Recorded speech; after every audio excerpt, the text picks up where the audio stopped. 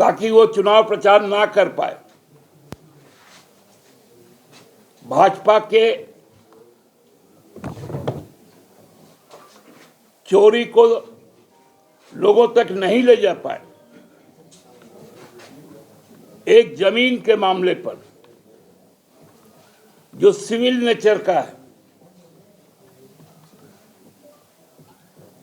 उसको एक तथाकथित कहानी बनाकर मनी लॉन्ड्रिंग में ले गया।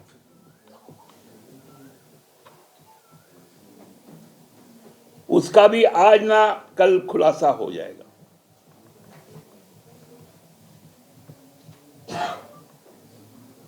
ये क्या तरीका है? अब भाजपा बताए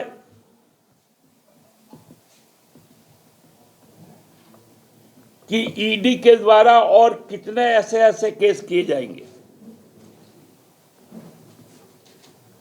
आईटी के द्वारा और कितने नोटिस और छापे मारे जाएंगे।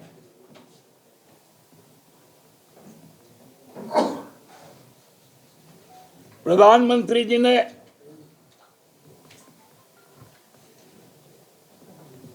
एक व्यापारी जिनका अंतर्राज्यीय कारोबार है,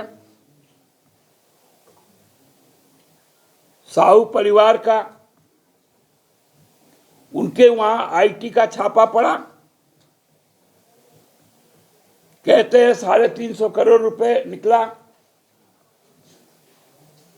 उस पर ट्वीट किया। आज वो कहां गया? क्योंकि उन्होंने हिसाब दे दिया।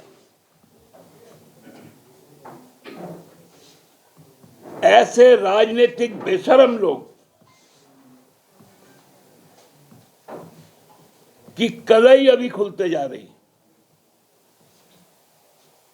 ताकि वो चुनाव प्रचार ना कर पाए। भाजपा के चोरी को लोगों तक नहीं ले जा पाए। एक जमीन के मामले पर जो सिविल नेचर का है, उसको एक तथाकथित कहानी बनाकर मनी लॉन्ड्रिंग में ले गया।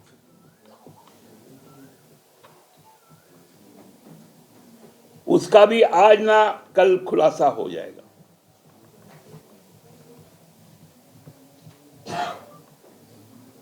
ये क्या तरीका है? अब भाजपा बताए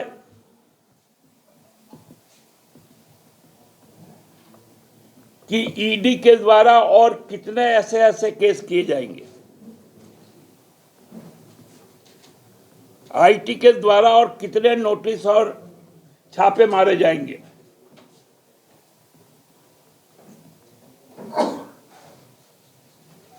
प्रधानमंत्री जी ने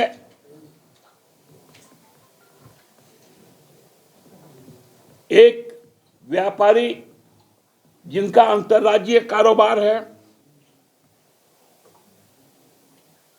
साहू परिवार का, उनके वहां आईटी का छापा पड़ा। कहते हैं 350 करोड़ रुपए निकला। उस पर ट्वीट किया। आज वो कहां गया? क्योंकि उन्होंने हिसाब दे दिया।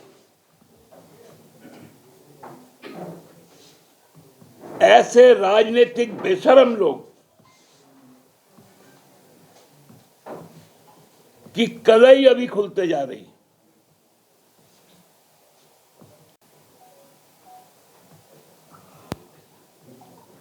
यहां पर भी हमारे इमेज को, हमारे चरित्र को जिस प्रकार हनन किया गया, हमारे नेता को जिस प्रकार से बदनाम करने का साजिश रचा गया, उसको तो हमारे लोगों ने पकड़ लिया।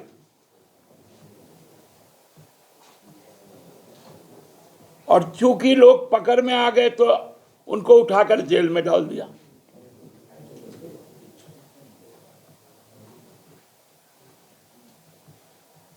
लेकिन हेमंत सोरेन का आवाज तो नहीं दबा।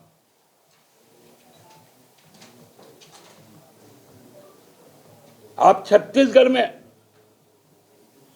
केवल अदानी को घुसाना था, बस्तर के इलाकों में उनको खनन करने के लिए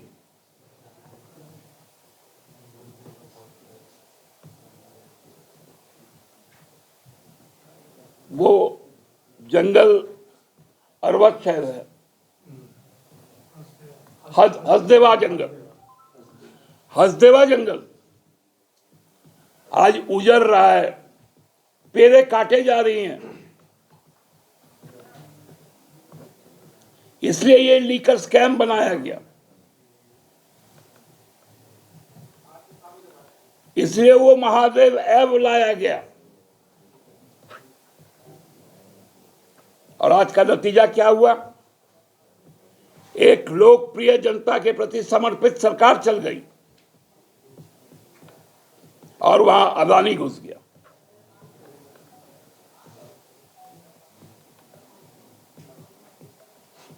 यह साजिश आज खुल के सामने आ गया।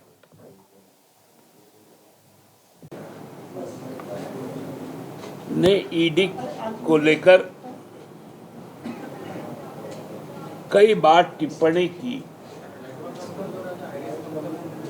और छत्तीसगढ़ में जो चुनाव के वक्त राजनीतिक उद्देश्य के पूर्ति के लिए तत्कालीन कांग्रेस सरकार को मिथ्या आरोपित कर सत्ता से बाहर करने की जो साजिश रची गई, उसका उद्भेदन हुआ। माननीय उच्चतम न्यायालय ने जो वहां के एक आईएएस ऑफिसर रहे जिनको किंगपिन बोला जाता था और उनके बेटे को टुटेजा साहब, उन्होंने वो केस को पीएमएलए का खारिज कर दिया और उसे कोई भी घोटाले मानने से इनकार कर दिया। ये सरासर कानूनी चपत प्रधानमंत्री मोदी जी के साजिश के गाल पर है।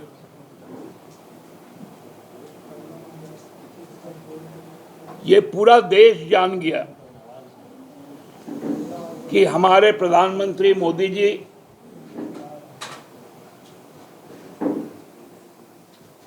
भ्रष्टाचार को हथियार बनाकर अब भारतीय जनता पार्टी एक राजनीतिक कंगारू के तौर पर सामने आई।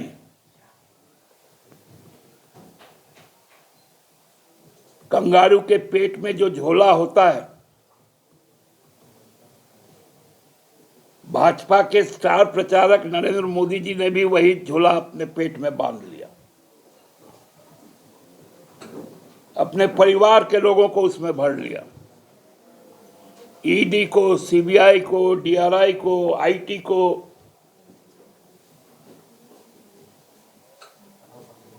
साथ साथ जितने भ्रष्टाचारी है उनको भी उसी झोले में रख लिया।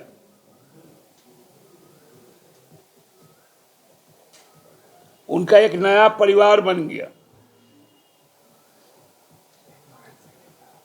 सुप्रीम कोर्ट ने उनके इस इरादे को भांप लिया। पहले इलेक्टोरल बॉन्ड की चोरी पकड़ी,